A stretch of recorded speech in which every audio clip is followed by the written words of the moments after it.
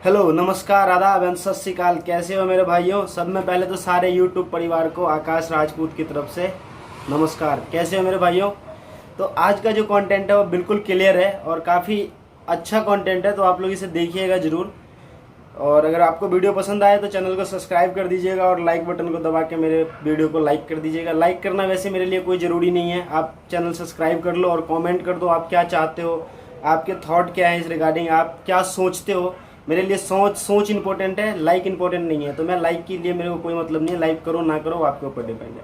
तो कंटेंट आज का ऐसा है, बहुत दिनों से सवाल आ रहे थे, बहुत सारे लोगों ने क्वेश्चन किया था कि आकाश भाई ये बताओ गाँव अच्छा है या शहर अच्छा है, और अगर गांव अच्छा है तो लोग गांव से शहर में क्यों हैं, गांव में क्यों नहीं है।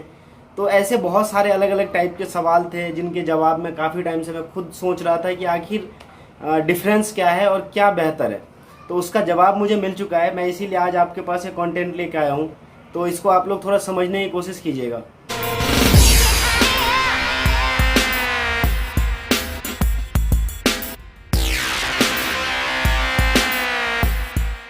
में गांव को रखते हैं, दूसरे पहलू में शहर को रखते हैं।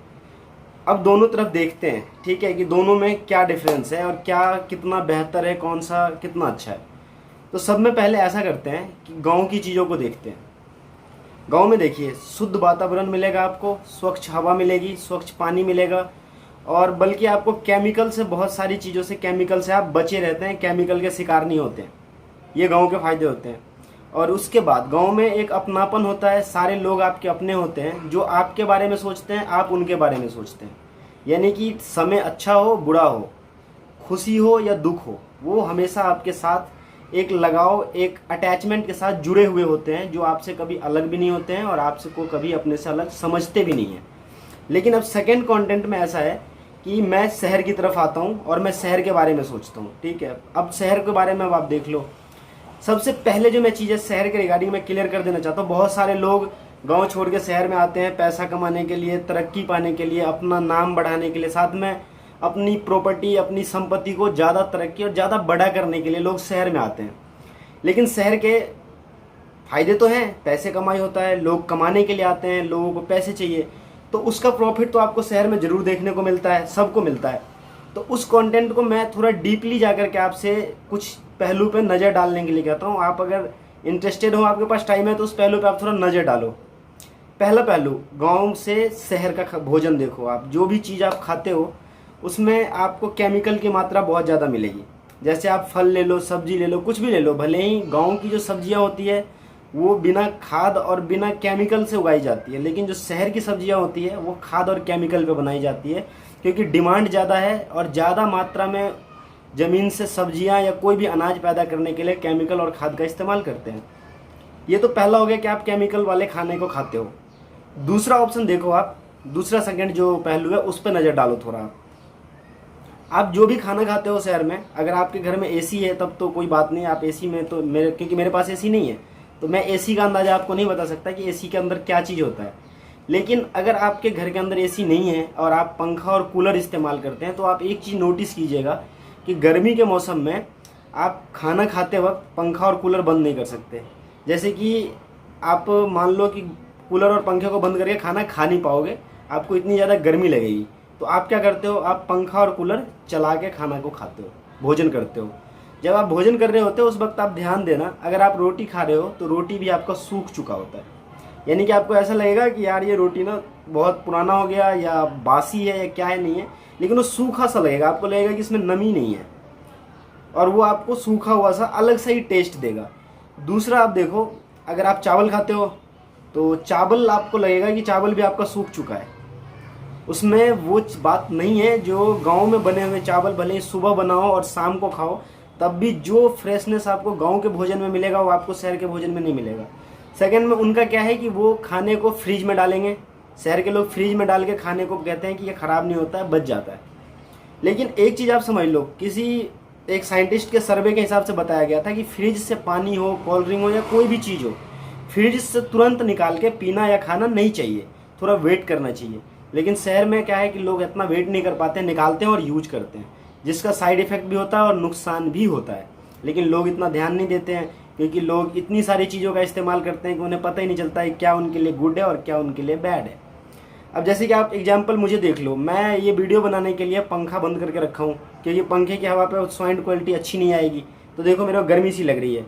लेकिन अगर मैं यही वीडियो गाँव के किसी पेड़ के नीचे बैठ के बना रहा होता तो मुझे गर्मी भी नहीं लगती और मुझे पंखा बंद करने की ज़रूरत भी नहीं पड़ती और मेरी साउंड क्वालिटी भी अच्छी होती।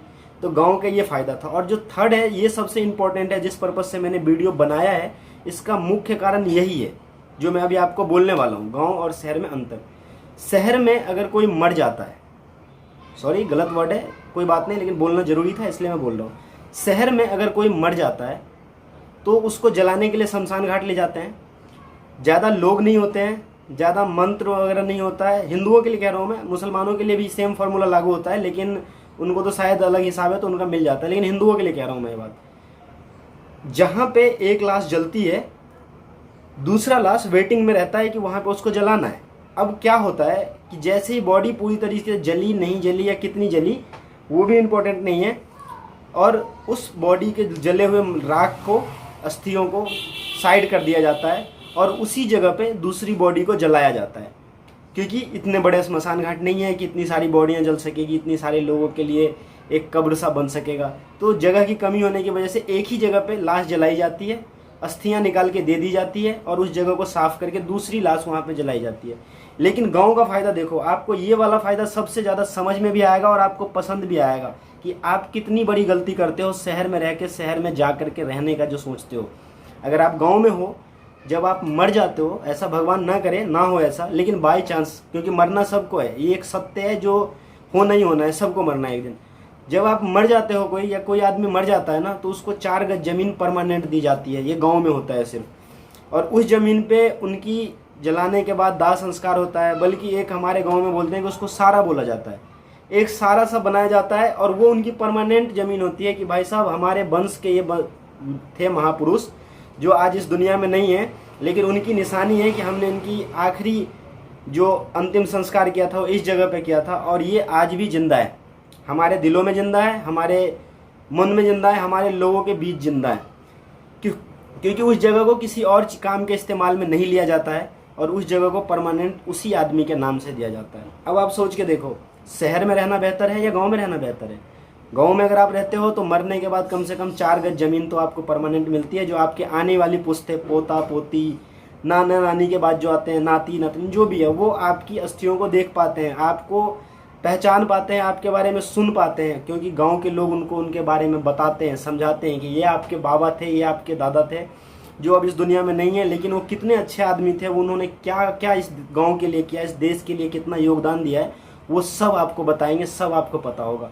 लेकिन आप शहर में आ जाओ, शहर में दिखावे के लिए बहुत भाईचारा होता है, बहुत प्यार होता है, सब एक दूसरे के साथ होते हैं, लेकिन कोई एक दूसरे के साथ नहीं होता है। ये एक कटु सत्य है जो आपको मानना पड़ेगा, और क्योंकि सारी दुनिया ये जानती है और मानती भी है बहुत सारे लोग।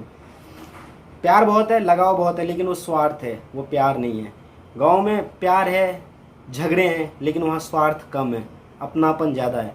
तो अगर आप मरने के बाद जिंदा रहना चाहते हो, अपने लोगों के बीच अपनी बातों को जिंदा रखना चाहते हो, तो आप शहर में समय बर्बाद ना करके गांव के लोगों के बीच अपना अगर आप जीवन व्यतीत करते हो, तो मुझे लगता है कि आप भले ही 100 साल की उम्र पूरा करके मर जाओ, लेकिन आप लाखों करोड़ों वर्ष तक लोगों के दिलों में जिंदा रहोगे, यादें बन के जिंदा रहेंगी और सब कुछ अच्छा रहेगा।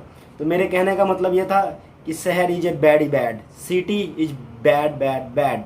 सिटी भले ही लोगों ने बसाई है, हमने आपने सब ने मिलकर शहर बनाया है, लेकिन शहर शहर नहीं होता है, क्योंकि गांव ही गांव है और गांव ही जन्नत है, शहर कुछ नहीं है। तो आप लोग जो शहर से ज़्यादा प्यार करते हैं उनके लिए तो मैं कुछ नहीं कह सकता, लेकिन जिन लोगों के दिल में आज भी अपने गांव के लिए थोड़ी प्यार है, लगाव है, और अपने गांव के लिए सोचते हो, कुछ चाहते हो, तो वो लोग अपने गाँव जाइए और गाँव में बसिए, गाँव के लोगों के बीच में कुछ अच्छा काम कीजिए, क्योंकि मरने के बाद वो लोग आपको हमेशा याद रखेंगे। शहर में मरने के 4 दिन बाद आपको कोई याद नहीं करेगा, कहीं पे आपकी कोई पहचान नहीं होगी, आप कितना भी कुछ कर लो आपको कोई सम्मान नहीं मिलने वाला। तो आप लोगों से रिक्वेस्ट है, गांव और शहर में अगर चुनने का मौका मिले तो बिना सोचे समझे गांव को चुनिए, क्योंकि गांव ही जन्नत है, धरती का स्वर्ग गांव है, शहर नहीं। जय हिंद, जय भारत। और मेरा कंटेंट और वीडियो आपको कैसा लगा है मेरे को कमेंट बॉक्स में ज़रूर बताइएगा। Thank you so much. Keep watching Akash Rajput.